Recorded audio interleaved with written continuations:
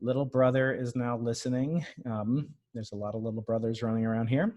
Dr. David Brin, it's always a pleasure to speak to you. It's a greater pleasure to see you. It's a wonderful delight to learn from you. And furthermore, it's great to share these conversations with our lovely audience at the Arthur C. Clarke Center for Human Imagination's Into the Impossible podcast. Welcome, good doctor. And glad to see you, Brian, and by proxy, talk to your elite audience of smarty pants, or I guess we should say smarty all garments. So I wanted to start off with something provocative that I saw on Contrary Brin, David's website, davidbrin.net, I think. Is it davidbrin.net? Well, davidbrin.com is my website. Yeah. And then Contrary Brin is my blog. Wow, yeah. So I saw a couple of things. One, I think, is pertinent to the situation that we are in. I want to get an update from you from our last conversation in April, when things involving a certain beer named virus were just developing and we were just entering quarantine. By the way, David, you, I'm sure, know the origin of the word quarantine, right? What it means? I'm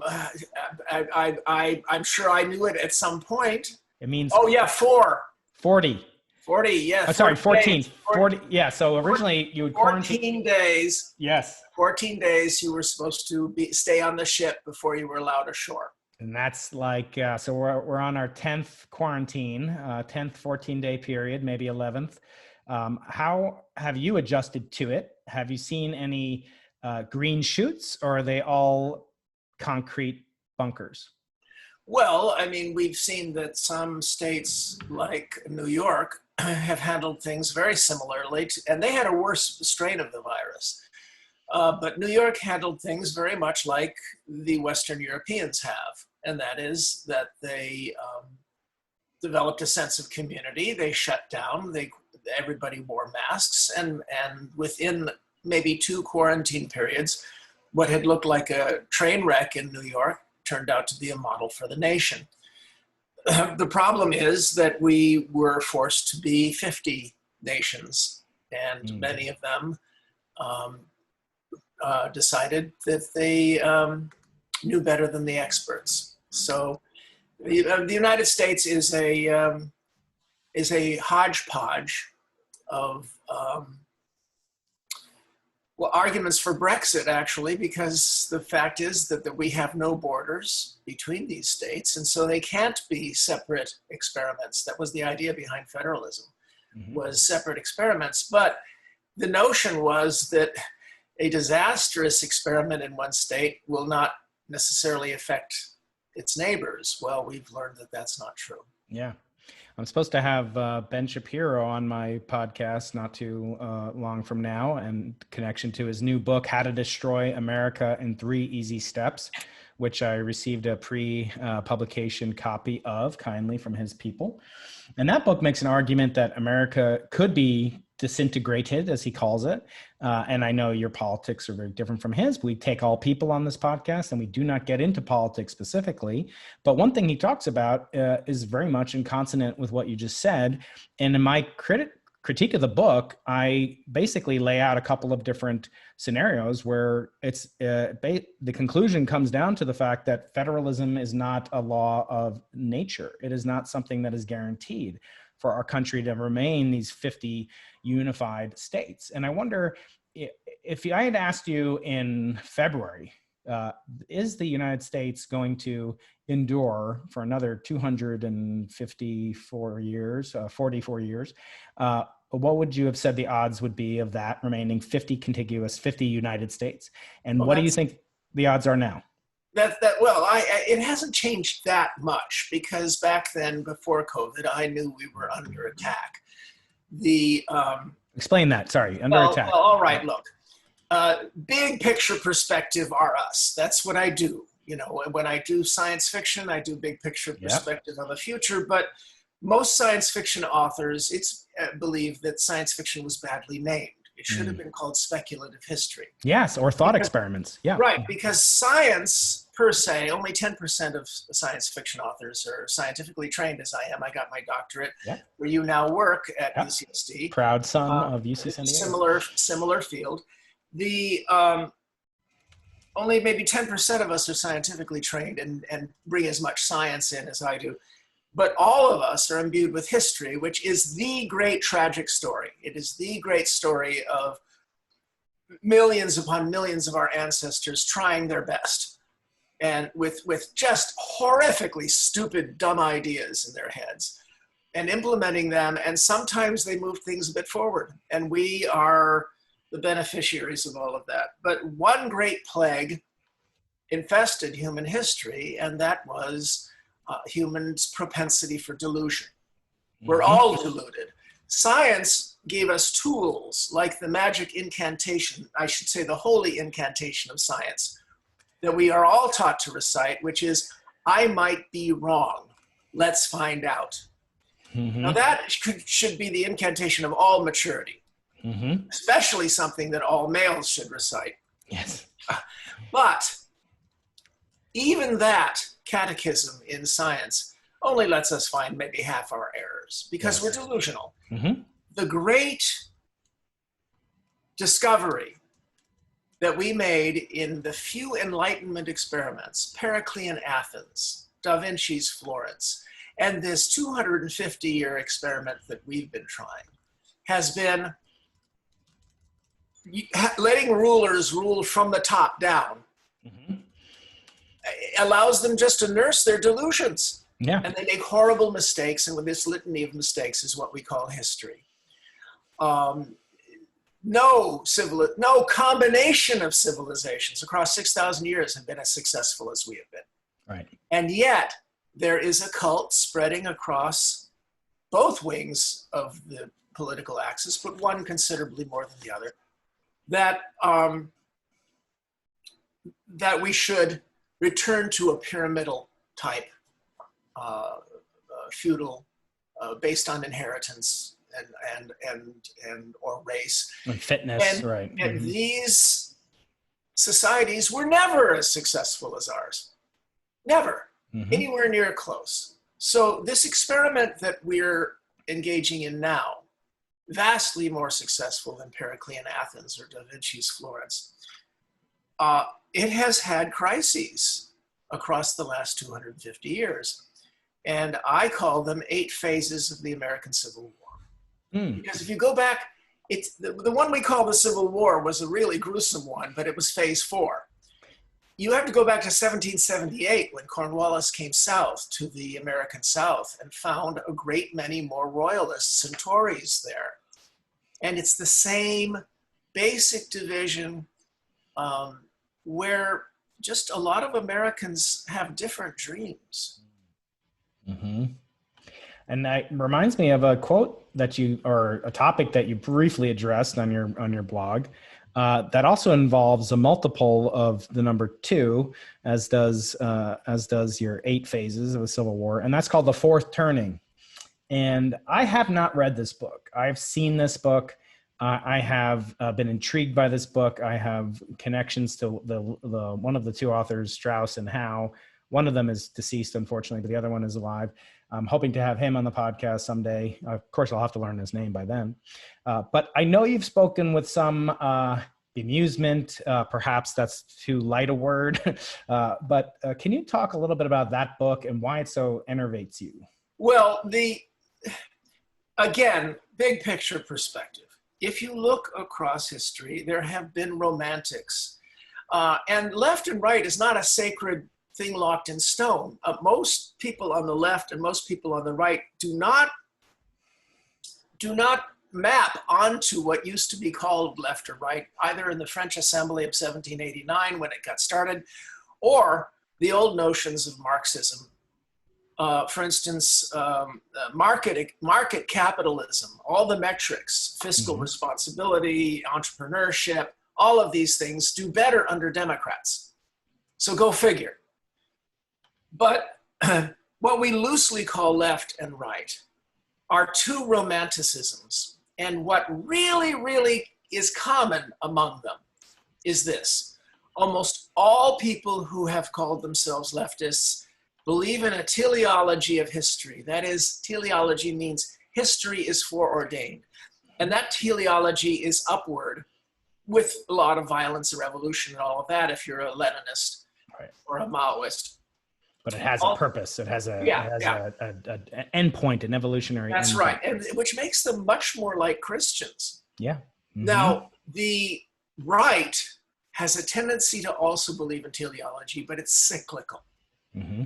And so they tend to believe in rise and fall, rise and fall. Civilizations get old, they get lazy, there's something called the Tytler sequence, Tytler. You can look that up and my name, or look down below where Brian will give you a link to my article about this, where the right, people on the extreme right really, really cling to this notion of cyclical history. That, and this is why those who call Nazism a phenomenon of the left, this is the fundamental rejection of that notion, because while Stalin was a murderous, horrible person, he murdered for a progressive cause that was, he thought was climbing upward.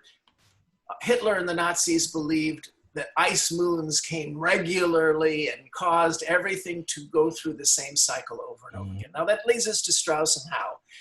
Strauss and Howe's magical incantation is the fourth turning, and that is that every 80 years, every 4 generations, perfectly rigidly timed 20 years each, have 4 different personalities, and these personalities lead them to raise their kids in different ways so that they will have the next personality.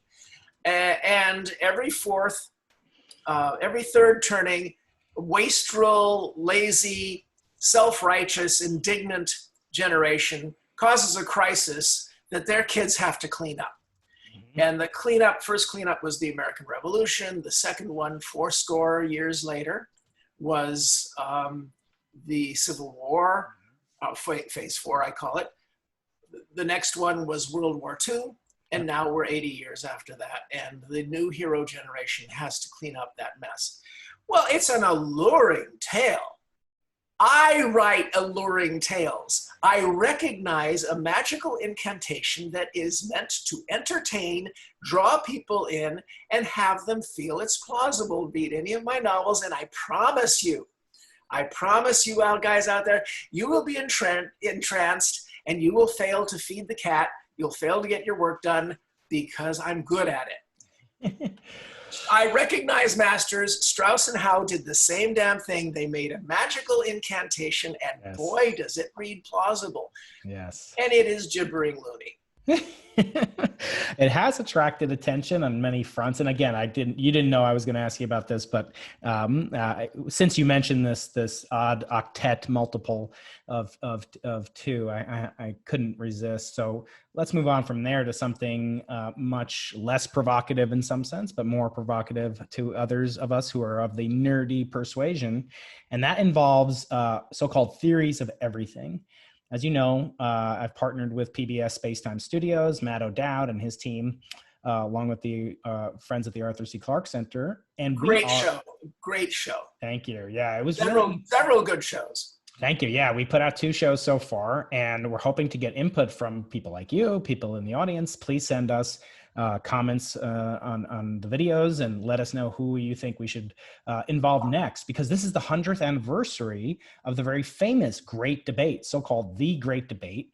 And in my book, Losing the Nobel Prize, obligatory plug here. I don't know, do I have a copy here? I've got Existence here, but I don't know if I have my own book here. That shows you the high esteem in which I hold David. Anyway, I talk about the fact that we've actually had multiple great debates, starting with Galileo and probably even before, the notion of the centrality of human beings, the earth, space and time itself being centered on us, has evolved from thinking the earth is the center, to the sun is the center, to the galaxy is the center, to the universe is all there is, to the multiverse must exist. And now we find this confluence of the very biggest things in the universe, namely the universe itself, possibly the multiverse, with the very smallest things in the universe, the quantum realm of particles, forces, fields. And the quest to unify the very big and the very small goes through what are called theories of everything. And there's been a very flourishing, a renaissance, if you will, of new theories of everything, from your friend and mine, Stephen Wolfram, to Eric Weinstein, who's become a good friend of the show, to Garrett Lisi, and many other people have come up with novel ideas for how the universe is large in scale and small scale can play nice. First of all, I want to ask you, are these important questions? Why should Jane Bag of Donuts out in El Cajon, our standard listener, why should she care about such minutia? Well, she should care because it's extremely cool to have a civilization that cares, Mm-hmm. that has built the prosperity so that it's not just a few high priests or monks living their cauterized, neutered lives in some monastery who are arguing about angels dancing on the head of a pin, but instead are convoking these angels in wonderful cathedrals of science where we smash nature and say, "Where, God, are you here? Are you here? Are you here?" You don't have to be an atheist in order to be impudent now. You can be a person who has religious faith, and yet you believe that it was set up for us to chase him down or her down. And you hear the giggles in the corners as we shine light into corners that no one's ever seen before, no one imagined before. And you see this whirl of dust as if he or she has ducked behind the next curtain giggling. That's not the metaphor that one of these strong atheists would use. Right. I think that there is theological import and implication to the fact that we're the kind of people who can subsidize not only elites to do this search, but also demand and lure those elites online into PBS shows to share it eagerly with a bemused, amused, and highly empowered community of amateur scientist citizens. So having said that, let me say that I've participated in this a little bit. I offered a couple of insights that Roger Penrose included in his conformal mapping cosmology, which I think is one of the coolest things. If you want to, my recent lamented dear departed friend, Freeman Dyson, I awarded him the prize of the great theologian of the 20th century because he won the debate with Frank Tipler over what the universe would be like. And Freeman thought that it would expand forever, and he gave us the theology of how super advanced beings might try to endure after even all the protons have decayed.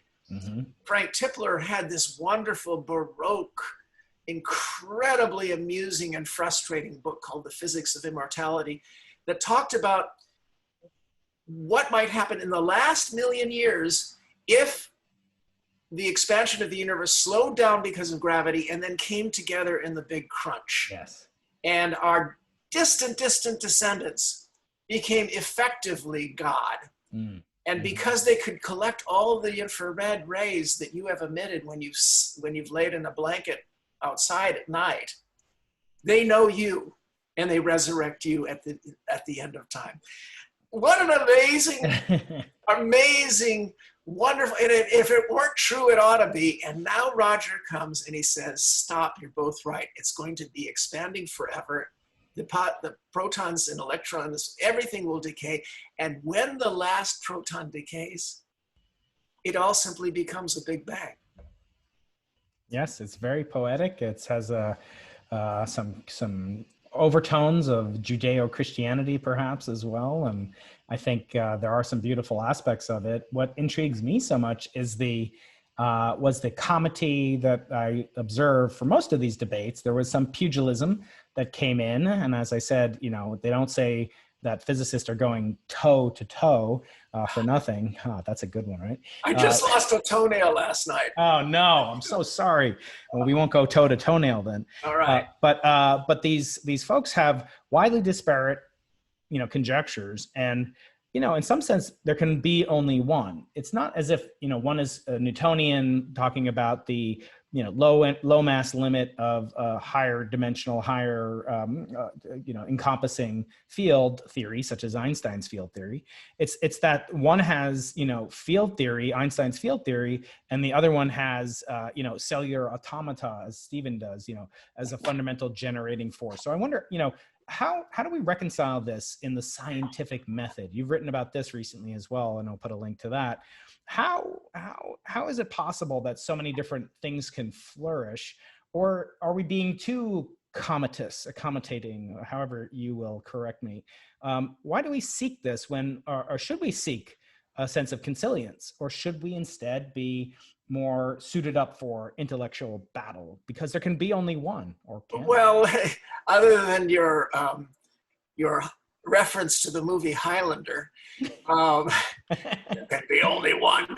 You like that movie? Because there are movies I know you have different. That movie violated the third movie syndrome of the 80s and 90s, where it was the third movie that was crap. Okay. Yeah, that one went straight to number 2 in all ways. But what has happened very often is that we find that two very good theories turn out to be different versions of the same thing. Yeah. Mathematical presentations, some guy comes along and says, oh, did you know that this completely different math maps directly onto this other map? I actually did that for my master's dissertation in the theory of polarized light, showing that these two different models were essentially the same thing. Yes. So that can happen. And then you can have winners and losers. And if your losing theory was really, really cool, then you don't lose your tenure. I mean, you don't lose your respect. I just gave an example of that. Frank Tipler was honored, and people still talk about his book. I'm talking about his book 30 years later because it was a fantastic science fiction novel. Let me put it this way.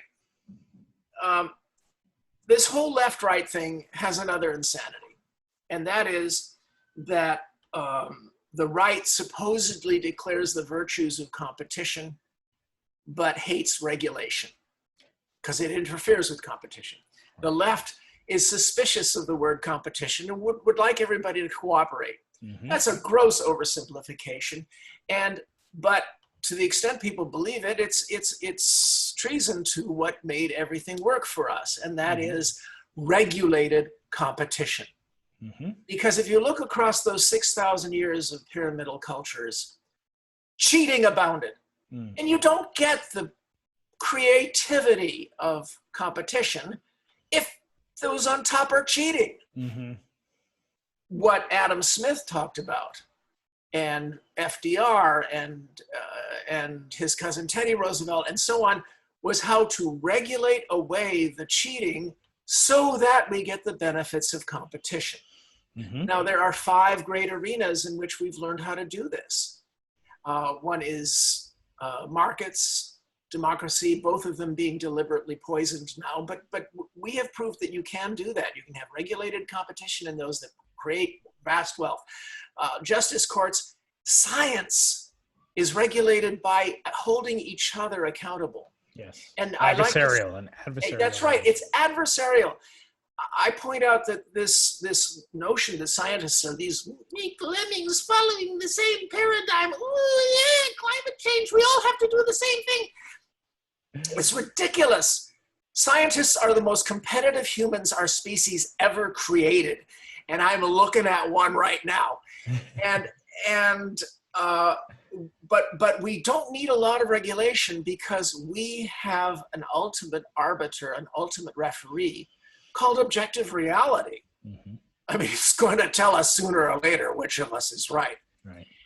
And that leaves the 5th arena, which proves the case because it's sports.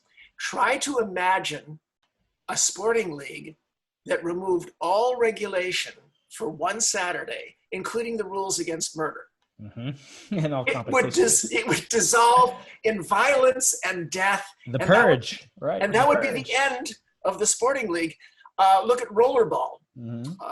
They tried that in rollerball. Right. Murder ball. So what I'm trying to get at is that competition is the wellspring of creativity, but it's always ruined by cheating unless it's regulated by something. Now, you were talking about competition between these different theories of everything. Well, objective reality supposedly is going to be the arbiter, and so we can remain kind of courteous to each other, kind of collegial as we eviscerate each other's theories and criticize each other's theories and use that criticism to make our theories better. But what you alluded to is very important. We are now entering territory where what becomes modelable and plausible includes a lot of things that can never be tested. And Max Tegmark and your other guest were talking about that last time on your show on the theory of everything. Does everything have to be Popperian after Karl Popper? Does everything have to be testable? And as a science fiction author who's also a scientist, I know there are realms in which these things overlap and we are just not going to be able to test them. But we can continue to develop a sense of plausibility. And if we look forward to, future debates, I'm curious as to what would be stimulating in your mind. What other kinds of big mysteries? We kind of covered the fundamental laws of nature in these, and I've had interviews with Stephen and Wolfram and Eric Weinstein. I'll put links to it in the podcast as well. And others, critics such as Sabine Hassenfelder, who was a guest, who's extremely critical of both the pursuit of what you called earlier kind of the tenure getter papers, the elegant, beautiful, resplendent theories as a guideline, as a guidepost to the future of physics. She's actually quite negative, pessimistic, curmudgeonly about it, and she says as much, even to the extent of not thinking it's warranted to build a future high-energy physics particle collider, such as the Future Circular Collider, which would have a price tag of 20 billion euros or dollars. They're about the same nowadays, but maybe less so in the future. And by the way, whenever you hear a number like that, people listening out there, if somebody comes to you, asks you to write a check for a particle accelerator, I just had a philanthropist ask me to speculate on a very interesting experiment that had a price tag of several $1 million. And I said to this person, and how much is it going to be to operate this thing? Because you don't build a nuclear powered submarine just to have it sit there, right? So these things that cost 20 nuclear powered submarines, such as the Future Circular Collider, she claims we could use it for other things, such as what you've spoken about, climate change. If you were more of a king than you are in your realm, and you could set the budgets for physics as a function of GDP, where would it sit? And then would you fund things that have no guarantee of paying out? Well, if I were the family friend whispering in Benjamin's ear in The Graduate, instead of plastics, I would say cosmic rays.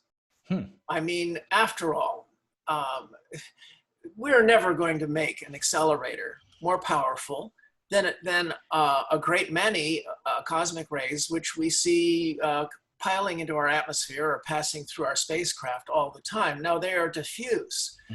But I would put money into finding ways of making detector systems that are very, very large, that can be in space and that can pick up and that can analyze these cosmic rays that are so vastly more powerful than anything we would ever make.